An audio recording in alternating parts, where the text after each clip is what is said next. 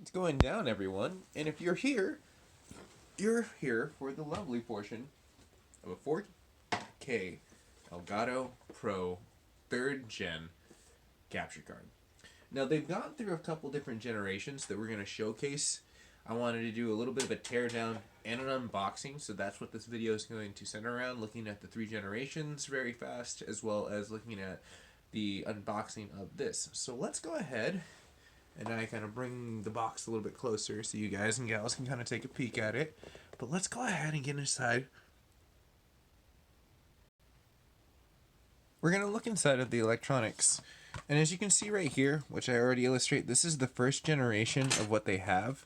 So this would be what they rolled out day 1 for their 4K, their pass-through, which is not HDR friendly but is 4K, so you get up to 30 frames. And I dismantled the casing right here. One of the things I did notice, and I've had this car for maybe roughly since 2017, towards tail end, beginning of 2018, when I kind of did a little upgrade. So it's roughly about like 2 years old, but there was some secretion points. But you do notice that there's a difference in the generation leaps as we look into the other board.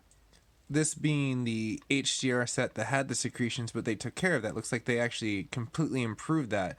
But you can see their testing panel right there. It always secretes somehow, even in this, and this thing's barely under a year old for the physical HDR pass-through, which I love Elgato.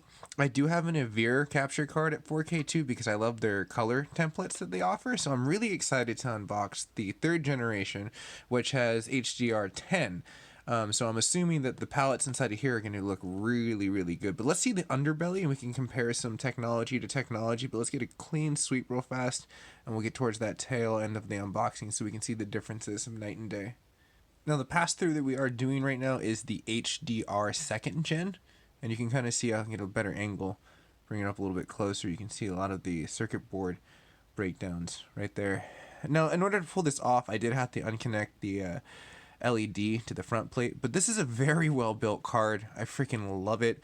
I've met the Elgato people myself going to TwitchCons. They are very charming individuals.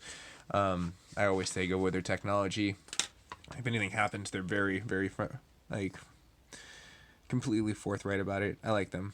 And not to say Avere is bad, they're just as cool, but I've just had great experiences with Elgato personally, so it kind of swayed me towards it. So as you can see, going directly inside of here, there's a lot of comparisons, but this is 1st gen. This is our non-HDR pass-through for the 4K.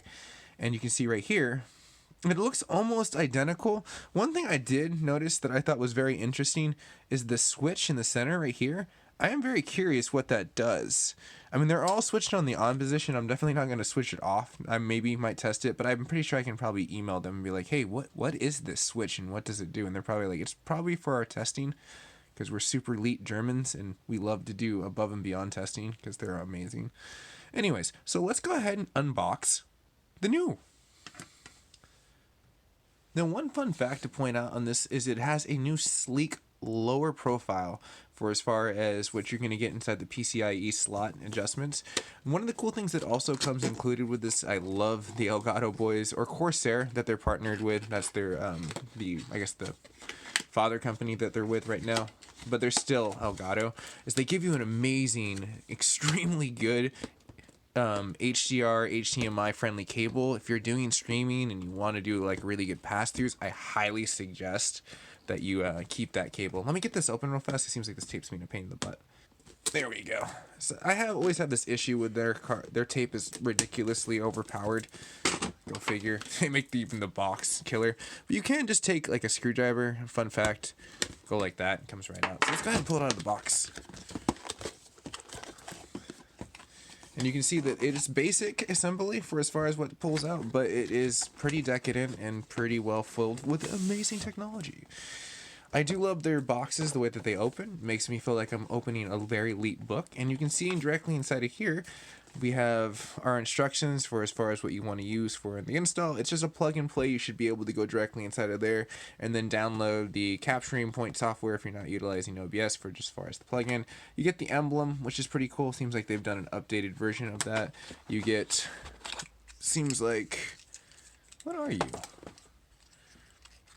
The in and out cover. Oh, do I have to install that, or is that like saying if I want a smaller one for like a mini build? I think that's what they're probably trying to do. So as we can see here, oh, whoa, they didn't even put the back plate. This is so cool. We can literally just jump into seeing what they have in the back. So as you can see right there, already looking at what we have, this is like pretty elite. I mean, I'm definitely digging this. So let's open this up real fast. I forgot to show the HDMI cable I was talking about. And you can always tell it says high speed. That's how I always know ridiculously it's got some density to it as well. Fun fact, if you did need to disassemble this for the bracket that it gives you for the lower profile, if you wanted to install it like that, you just need to take out these two screws. These are the ones that hold the circuit board into place. Also in this version, it seems to be that they're utilizing the 3rd gen is all the same styled screws. In the last generation, there was a 4 set and a 2 set. It's a lot neater looking, honestly. It looks a lot more profiled. They don't even have the extension for like the light on the side because quite frankly that wasn't really necessary. The backplate, I can see why they didn't need it, just because it was extra weight, extra cost. For as far as it, yes, it had the durability, but seriously, who the hell is dropping their computer down a flight of stairs and the capture card's dropping out and you're like, damn, thank goodness it had that back guard on there. I mean, maybe it might be utilized for like the thermal in that generation, just to keep down the motherboard and maybe some of the components, because as you can see, the 1st generation, which we have right there, you can see the comparison versus where the way that they shrunk down the board and the technology and flipped over for as far as that. And then we having the 2nd generation compared to it, which is right here. And again, that looking at this, the backboard seems like the biggest improvement, the way that they kind of just micro architectured everything in a matter of like a few years. I mean, they did a damn good job. So I'm very excited to plug this in and test it out. And just so you can get a general point of the comparison size, so 1st gen, 2nd gen, 3rd gen. So 1st to 2nd, no improvements except for motherboard improvements and better solder points for conductive points not to secrete like any kind of electric things through time. But this is just compact. It's 10 times better than what it used to be, and seriously, it's like an overkill car. So that's why I'm really excited to get on the market, because their whole point was to compete back with a Veer taking the throne with a better capture card. So this is their version of that and more. So if you are new to the network, you can always hit the like, share, and subscribe. Helps me as a creator. It's absolutely free. And if you do it today, who knows? Maybe I can even turn Super Saiyan. Maybe you can too. You'll just have to subscribe to find out. But all DBZ humor aside, thank you so much for spending your time here at the M7 community, and I thank you for this teardown, our look at the unboxing of the Elgato. I will be doing a future video installment comparing all 3 generations alongside with the Veer capture card. And this is going to be geared towards a 4K, because that is what my channel specializes in, is 4K production, if it be the X264 version to the version of utilizing the H264 for as far as the encoding breakdowns to capturing it. I'm pretty much on the market for as far as conquering every single pixel one step at a time. So you can always subscribe to the MacGyver 7 channel today to see the brighter pixels of tomorrow. And I'll see you guys and gals in the near future for fun installments around a well-rounded channel from pretty much A to Z. So stay tuned to see what I do next. Later.